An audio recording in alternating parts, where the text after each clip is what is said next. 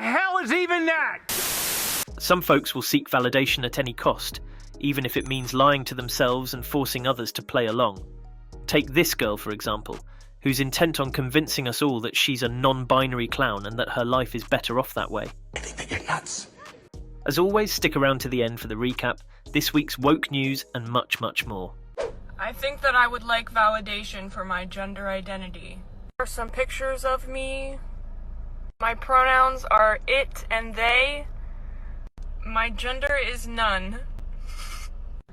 I enjoy dressing in a more feminine, I guess, way.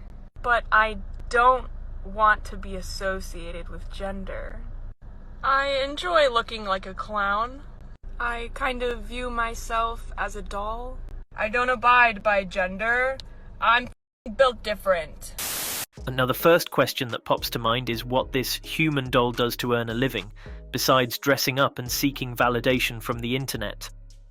And speaking of validation, just look at the lengths that even celebrities like Rihanna will go to in order to stay on the good side of the woke left. And he designed some boxer briefs that both men and women and non-binary people of all gender appropriations and the pronouns, everyone is included. I didn't want this to be boxers are for men. It almost looks like she had a gun pointed at her the whole time. It's crazy how one little slip-up will immediately get you cancelled even if you didn't mean any ill intent at all. But while Rihanna was trying her best not to get cancelled, so too was this unknowing photo booth. You want to know what's fat phobic? The photo booths. And here's why. Only one fat bitch fits in here. We tried to both get in, and I got stuck. I don't think you're gonna pick wrong. You got this. Now, picking on a phone booth because it's one size fits all is pretty telling. Some folks really need to take accountability for their lives and stop constantly blaming the world around them. But if you thought that was bizarre, here's one woman who even claims the hatred of fat people is somehow rooted in racism. See if you can follow along.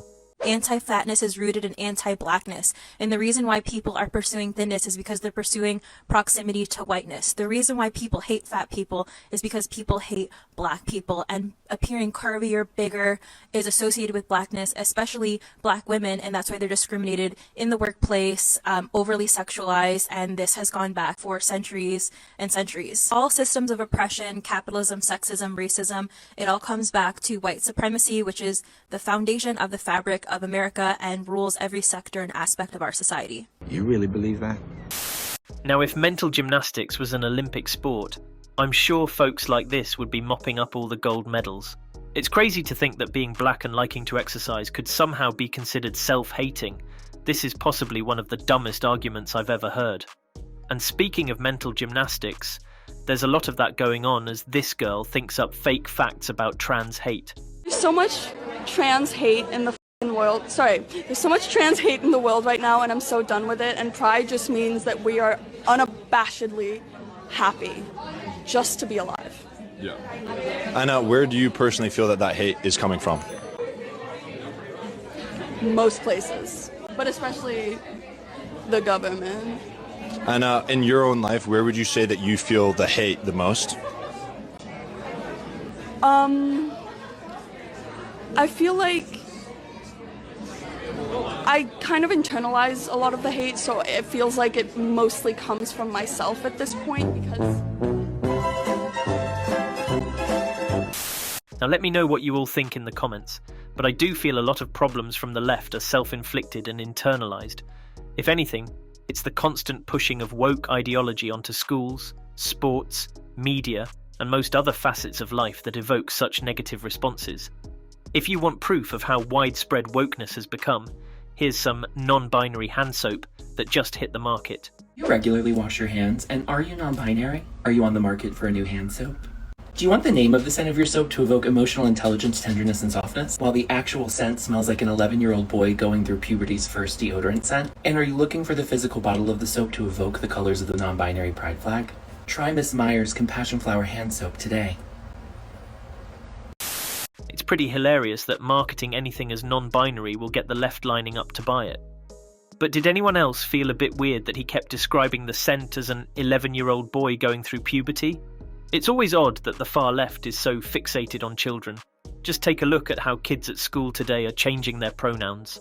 We've been contacted by a school teacher who's a little bit confused about an episode of Behind the News, the ABC TV show they play in schools.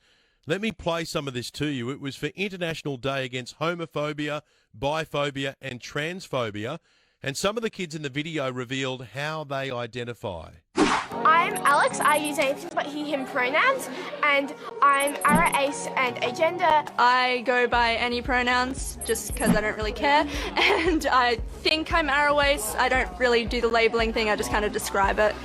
Okay, so one of the students says they go by he, him pronouns. The other says they go by any pronoun, but both of them say they are Arawace. Arawace. Now, I'd never heard of it, and neither had the teacher. It means someone who feels little or no romantic or sexual attraction. But the point made by the teacher is this: I couldn't answer the question. So if teachers aren't formally trained on topics like this, what hope are we of educating the kids? And I think the teacher makes a fair point. So be honest with me, did anyone know what Arawace meant until now? Now, I don't know why kids like this even need to know about sexual orientation at such a young age. My advice to any parents out there would be to teach your kids to zone this nonsense out the second it reaches their classroom.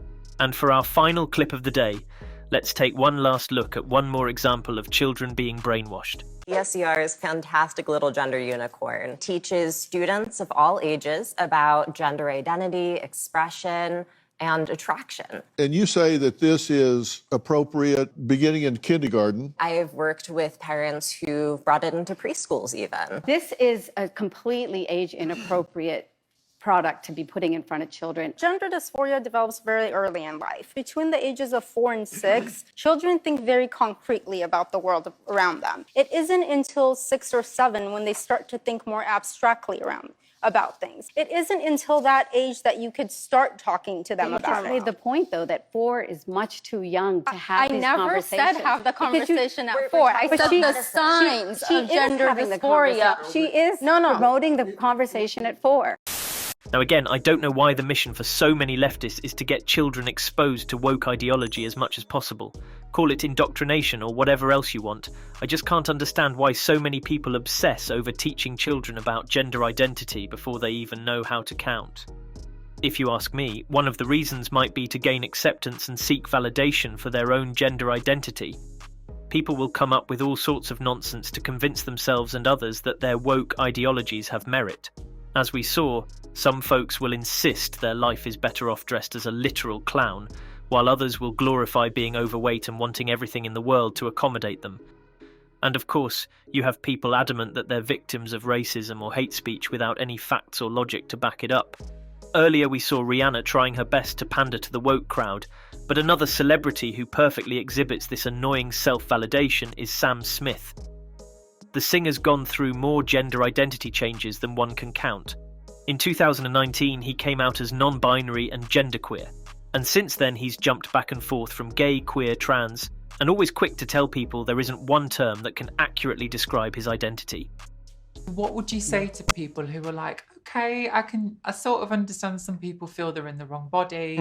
I've heard this non-binary thing. I'm not sure what that's all about. What would you want people to know about how you feel? From being a kid, I've felt very restricted by the male gender being assigned to me as a kid. It's caused horrible things to me. It's caused. Tell me about it. It's been awful, and it's been pretty traumatizing and awful. And I've never, when I was born, I never saw myself as a man. I just felt like I was me, and I was floating somewhere in between. I've even got these tattoos. These are my first tattoos I got when I was 16 years old, and it was because I felt so in the middle. And most recently, he came out as something that he calls semi-bisexual, which means someone who's bisexual but only attracted to one gender.